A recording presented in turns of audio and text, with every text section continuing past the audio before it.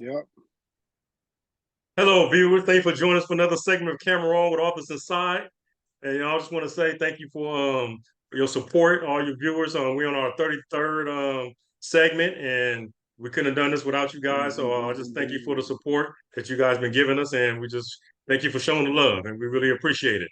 Today we have a guest that's with us, and he got a lot of insight. And but before we get started, can you hit the like button and hit the subscribe and get notification to receive more content? Okay. How you doing, brother? I'm good. I'm good. What's up, Big Emmanuel? Yes, sir. Can you introduce yourself to our viewers? Yeah. So my name is Upu Ama from Compton, California. I was born in American Samoa, and uh, 30 years ago, I committed my life crime when I committed a 187, and served 24 years of that 17 years to life sentence. I got out 2017, and been a blessing ever since, brother. Thank you for having me on. Man, thank you for sharing, man. 30 years? You say you did 30 years? I said 30 years ago, I committed my life crime, and I served 24 years. So I've been home 24 6 years. years. Been Man, home six okay. years now. Hey, Upo, can you share with our viewers, what was your mindset when you was, take us through your journey. What was your mindset when you was serving that much time? I guess the first half of that 24 years, it was kind of like I just remember being uncounted for. I wasn't holding myself accountable, with any accountability. I was still with the gang mentality, still selling drugs, using drugs while I was in prison, still committing acts of violence while I was in prison. And it wasn't until my initial board hearing when the family had came to my board hearing. Just started the first time I even heard anything about the victim, the man that I had murdered. Never thought about him. He was nameless to me. He was faceless to me up to that point. And then when they just started sharing who he was and the person that he meant to them, man, just broke me, just shook me to my core, homie. To I was like, I knew that day I had to do something with myself. So that was like my eye opener, or my wake up call, if you will. And from that day forward, I just started, every day, little by little, trying to do better, and the memory and honoring that the life of the man I had murdered. Hey, thank you for sharing that. I was just about to get to you and ask you all those questions, and you hit it all in a nutshell. I was going to ask you, when did you turn it around? What was your aha moment? Oh, And my bad. you broke everything down. That's cool. That's cool. I like it when it flows like that. Hey, can you share with our viewers the most violentest thing that you saw while you was incarcerated? What was the violence thing you saw when you was in prison? The most violent, man, there was a lot of violence, man. Well, share with us a few of them. Yeah, violence is violence. But I can recall off the top of my mind, in High Desert, Sea Yard that just opened up. I don't want to say no names, implicate any names, but those that was there on Upper Sea Yard when the incident took place was some Southern Mexicans. So all the other races was locked down, and so they letting the Southern Mexicans out to feed us. So the blacks and Mhm. whites, well, at that time I was still active, so I was celled up with the Crips, Mm-hmm. and so the blacks and white had got into on the yard, so they locked everybody black and white down. And Mm-hmm. because I was affiliated in programming with the blacks, I would get locked up as well. So anyway, long story longer, the Hispanics was out serving us, and two cats that I knew on the yard, I knew them all the way from YA, both of them too. They was from Southern California, and they were serving us meals. And I remember when they got to our section, they was getting into it with each other, amongst each other. And it was a trip because these dudes, they from the same carb, and it's just that day they had a misunderstanding. Egos got the best of them, and they just started chunking them right there in the section. Boom, boom, boom, boom. And the police, because everything is secure, they kind of just let them. Oh, they didn't even see it at first for a cool minute of violence. That's a long time. 1 minute Mm-hmm. of in the actual real time. That's a long time. But we have bird eye view. It was right in front of our cell. So me and my Mm-hmm. cellie, like, we glued to the, like, hey man, y'all chill. You know, they the same folks, but they added, you know, they just chunking it up. And then so I guess one of the cats had he was with his thing and he had pulled it out and just started sticking his boy that he was getting into it with. Bam, bam, bam, bam. And the tower had shot him. First they, you know, gave the warning shot. And Yeah. then after the warning, once they gave the warning shot, like everybody got off their door, like, whoa, you know, like, Yeah. and then we heard another shot. Man, it just got quiet because at first, you know, it was just them. You could hear them in the day room, scuffling, the whole little noise, you know, the punch landing, and then the Yeah. stabbing, and then the gunshot. So after that gunshot, just everything that got quiet, and the police start returning into the section. You can hear all the keys rushing into our section.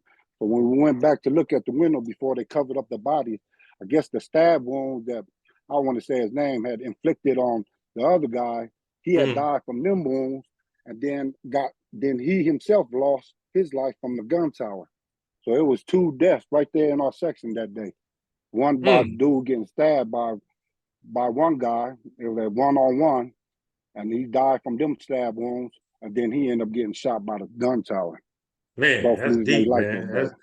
Hey, Upo, that's deep, man. Thank you for sharing that, man. Because the reason I asked our guest this question because you got kids out there thinking prison is cool and they glorify it, and we want to let them know, man. There's a whole nother world out there, man, that you have no idea about, man.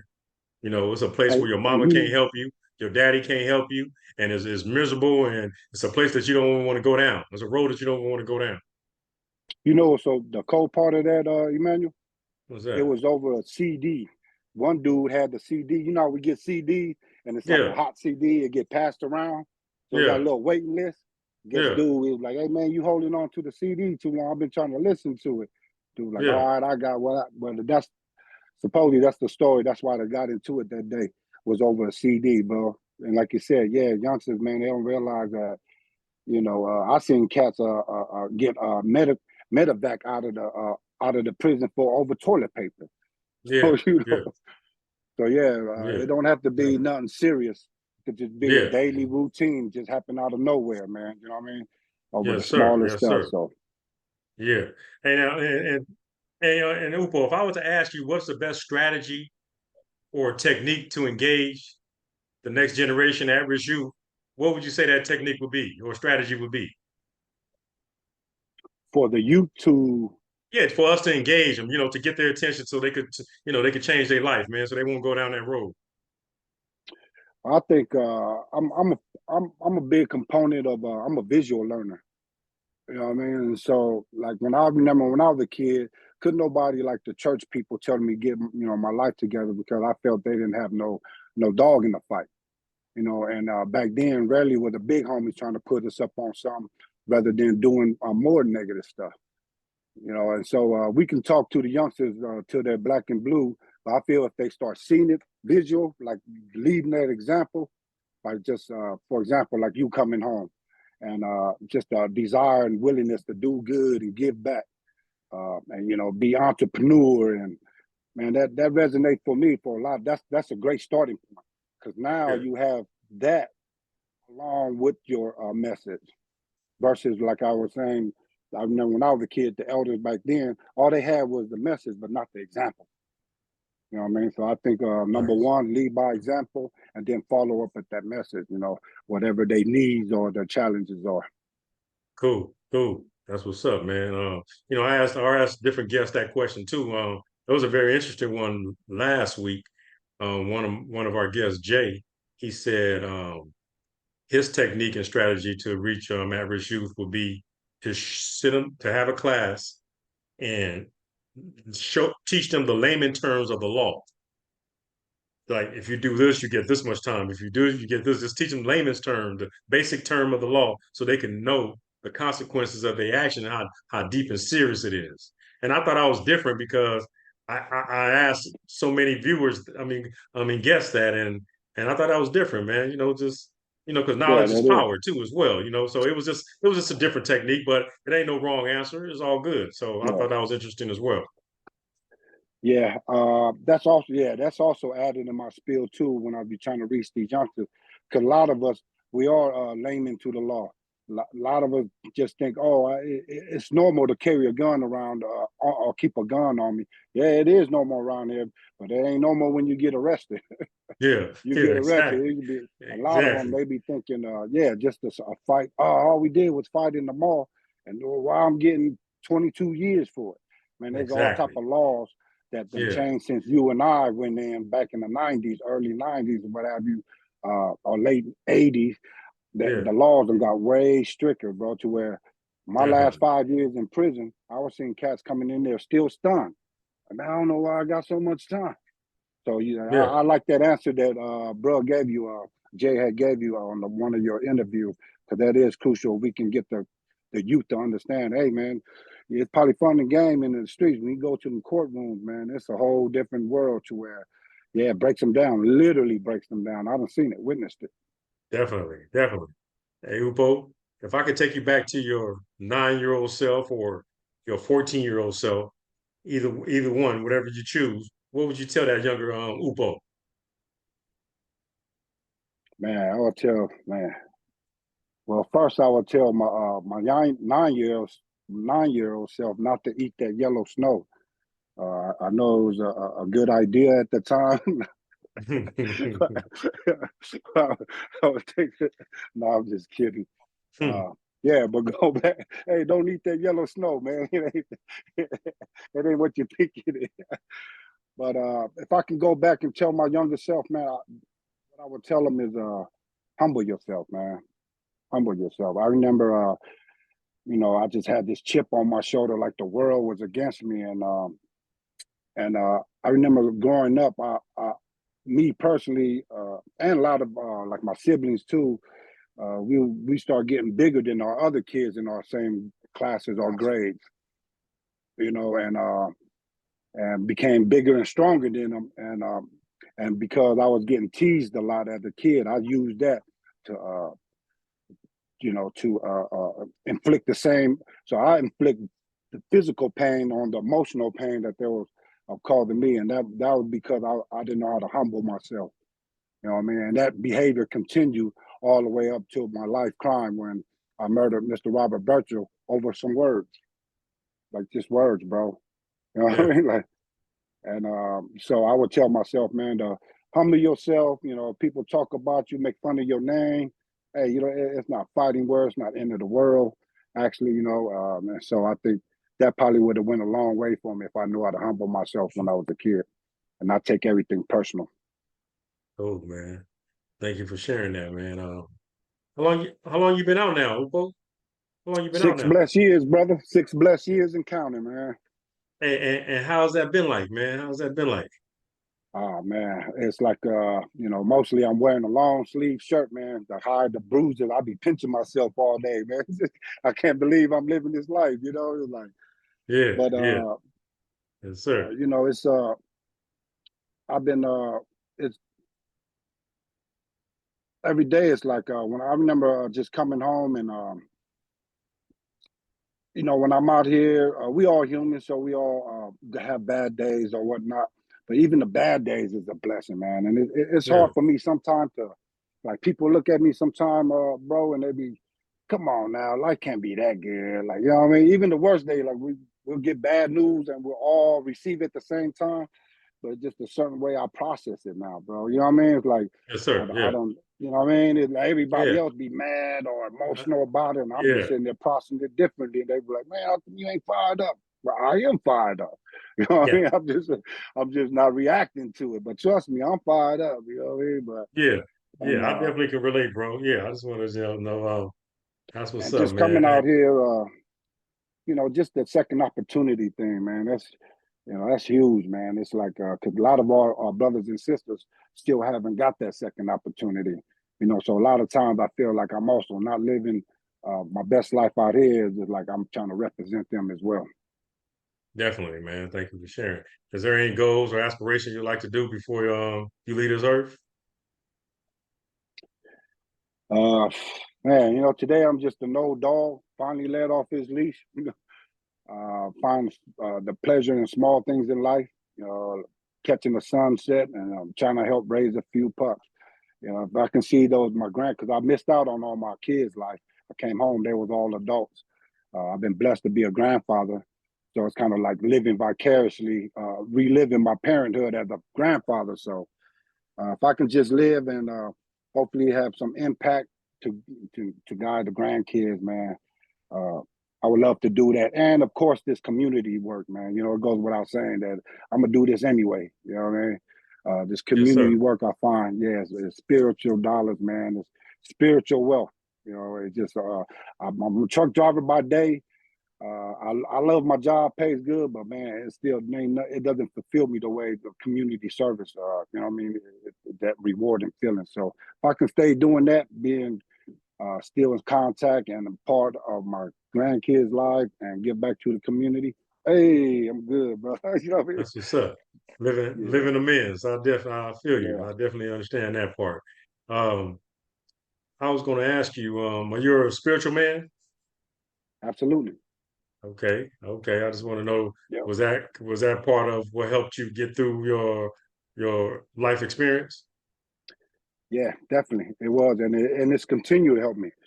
So I was born, you know, very strict parents, religious parents, very strict in the church. The teachings of the gospel, you know, that was just uh, anything we did outside of that, it came with consequences. You know, we used to get whooped on by our parents for not obeying the gospel. And I remember, yeah, I did have that Holy Spirit in me when I was young, but at the time I didn't know how to articulate it or express it. You know that like share, like, hey, mom, and this is what I'm feeling. But as I start, especially when I start doing time, when I went in, when my gangs failed me, when drugs failed me, when everything just completely, had no more meaning in my life, man. That was the only thing left for me to stand on was that Yeah, faith, man, that spiritual belief that my parents had passed on me. And because I did turn my back on it at an early age, walked away from it and thought I knew it all. I can do it myself without any help of the divine intervention, and found that I didn't. And I humbled myself to just recognize the love and the power that Jesus, have for all of us, even in our darkest moment. He saved a wretch like me. You know what I mean? yeah. Like, Feel you, yeah, I'm a feel you. believer from here on out. Like, I know, can Yeah, nobody tell me different. You know what I mean? yes, So sir. Yes, sir. absolutely, yep. Yes, sir. Thank you, bro. Man, thank you for joining us, man. I really appreciate your company, man. And like I say, anytime you want to come Man, back, man, the door is always open. yeah. I think I'm gonna definitely come back, do a run back, man. This time because now I'm thinking about some of the answers I gave you to your questions, man. I'm like, damn, man, I probably could have shot a better answer. But hey, you know how it goes, man. You know what I mean? Hey, As long as we speaking from the heart and you know what I mean, spreading the love of God, you can't fail bro, with that message ever. definitely, indeed. And you did well, man. So like you said, it was genuine and it was heartfelt. And I really appreciate that.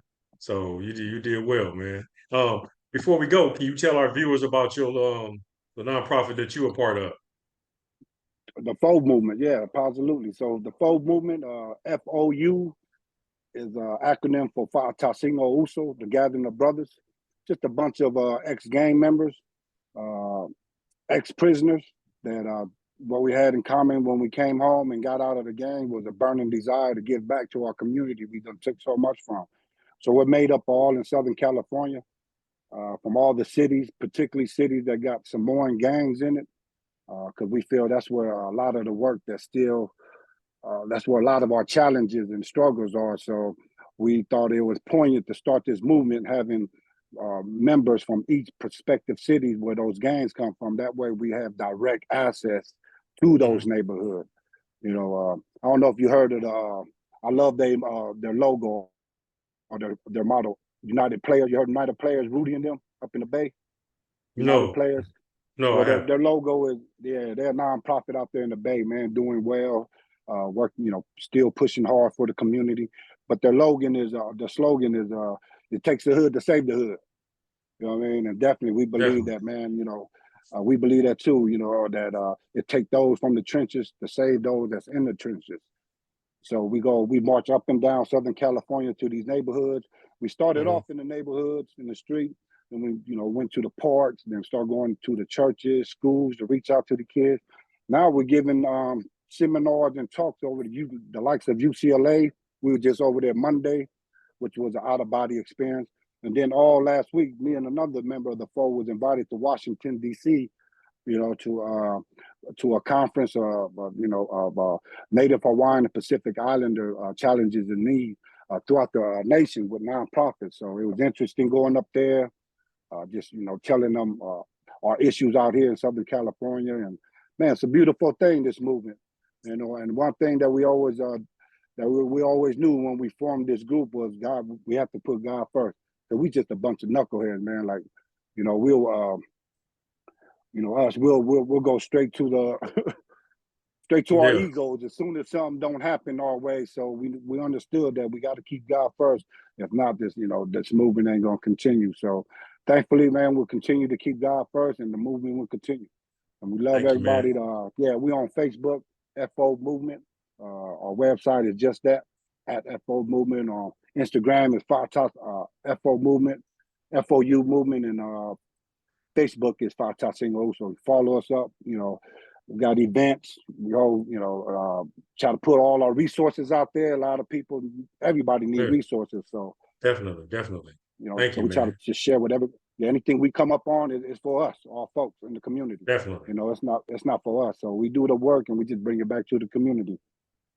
Okay, y'all heard them, viewers. FOU Movement.